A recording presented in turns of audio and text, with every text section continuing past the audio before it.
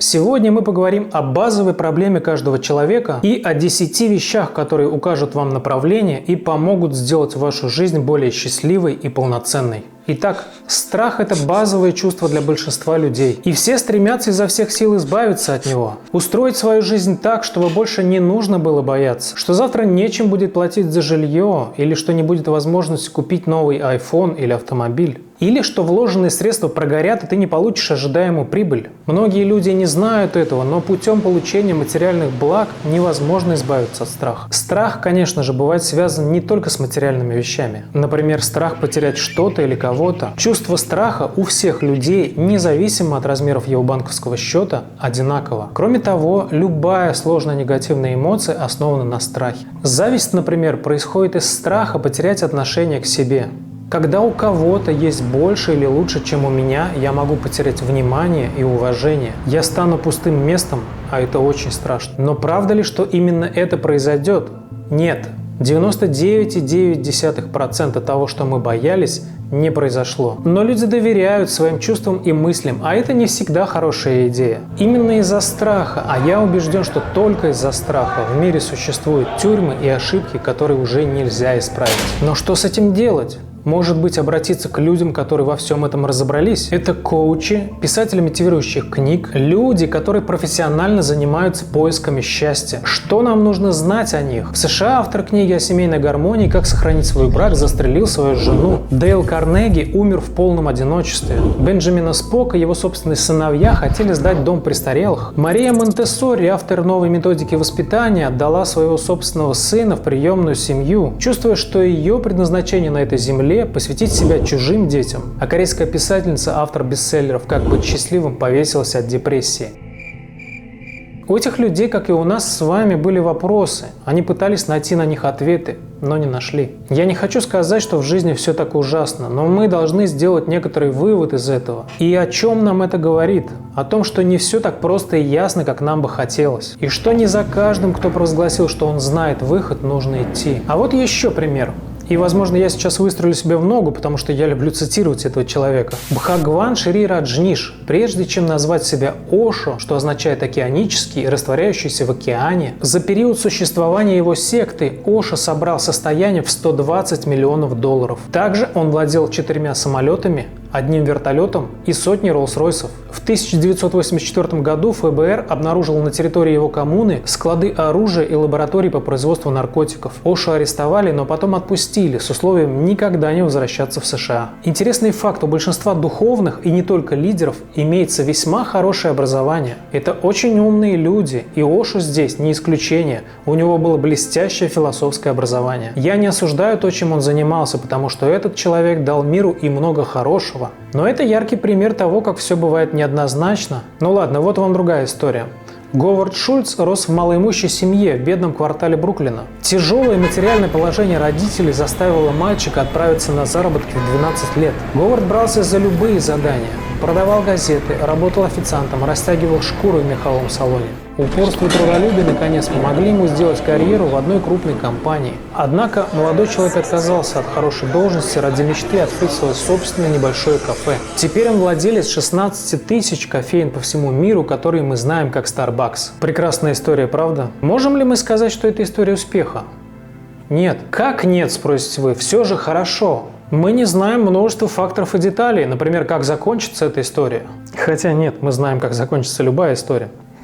Как себя чувствует этот человек, делая свою работу? Он счастлив или нет? А может быть, из-за своего трудоголизма у него проблемы в семье? За внешним успехом часто скрывается несчастная личность. Но мы не можем адекватно оценить человека, просто взглянув на него или прочитав о нем что-то. К тому же к комфорту быстро привыкаешь. И, возможно, он чувствует себя глубоко несчастным от того, что у него всего лишь навсего 16 тысяч кофеин, а не 32 тысячи. Интересно также услышать мнение о деньгах от людей, у которых они есть. Арнольд Шварценеггер сказал следующее, цитата: «Деньги не сделают вас счастливее. У меня сейчас 50 миллионов долларов, а я так же счастлив, как и тогда, когда у меня было всего 48 миллионов». Это ирония.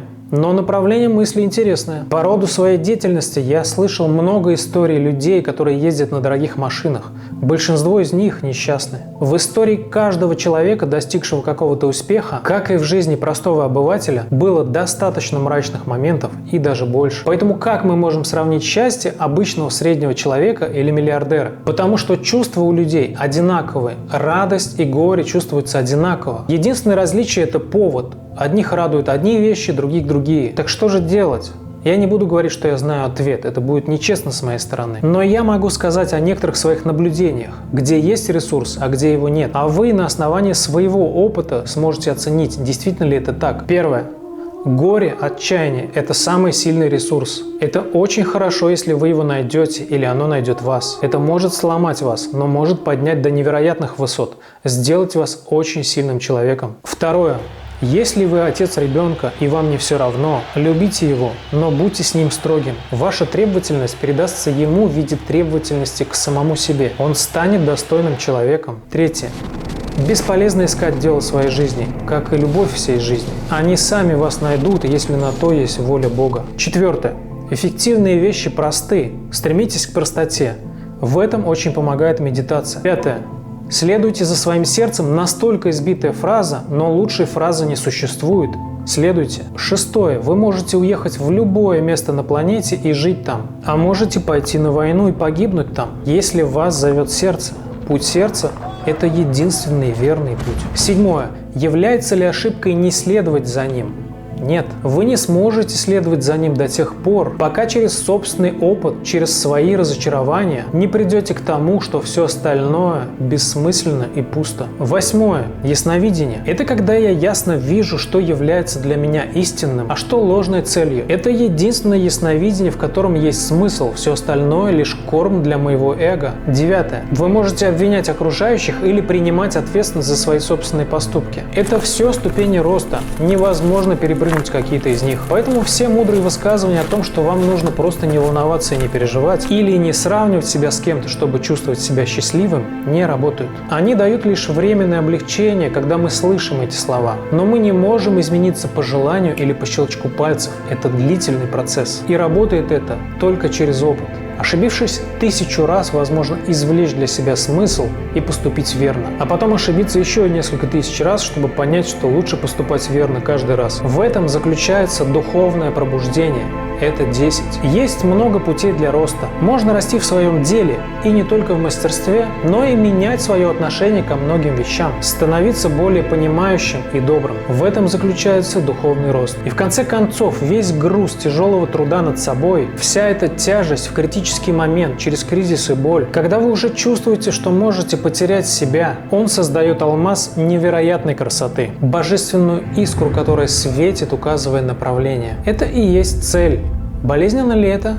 Чаще всего да. Но боль – это всего лишь пробный камень счастья, не так ли? Не нужно ее бояться, тем более, что ее невозможно избежать. Я посвятил себя массажу и тантрическому массажу, потому что массаж, или лучше назвать это практика исцеления через прикосновение, выбрала меня. Это случилось немного странно и довольно поздно, мне было 33. Как можно с помощью техник тантрического массажа повзрослеть от полного страхов и запретов, требующего внимания и удовольствия ребенка, до человека, который просто хочет помогать. Для меня это и есть путь сердца и путь избавления от страха. Я очень надеюсь, что мои мысли и мой опыт поможет кому-то из вас найти свой собственный путь.